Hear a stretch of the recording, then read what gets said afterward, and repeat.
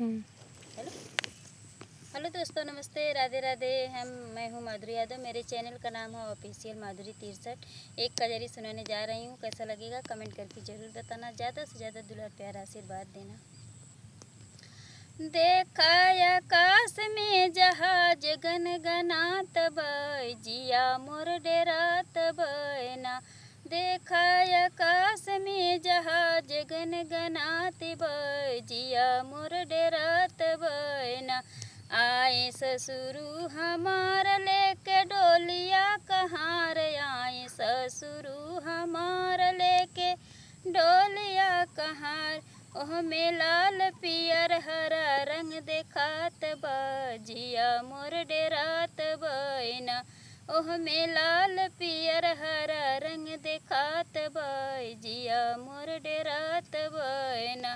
देखा आकाश में जहाज गनगनात बय, जिया मोर डेरात बयना। आए भसुरु हमार लेके डोलिया कहार, आए भसुरु हमार लेके डोलिया कहार। ओह में लाल हरा पीला रंग देखात बय, जिया मोर डेरात बयना।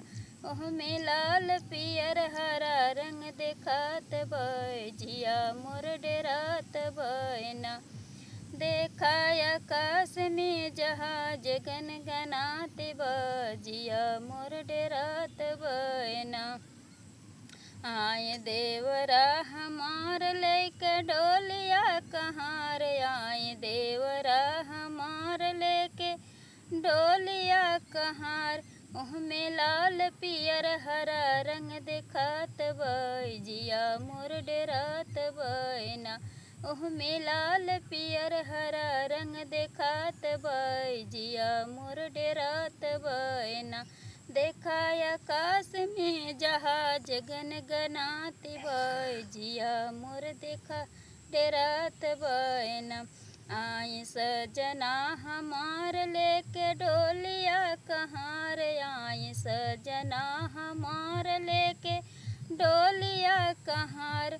ओह में लाल पियर हरा रंग देखात बय, जिया मोर डेरात बयना। ओह में लाल पियर हरा रंग देखात बय, जिया मोर डेरात बयना।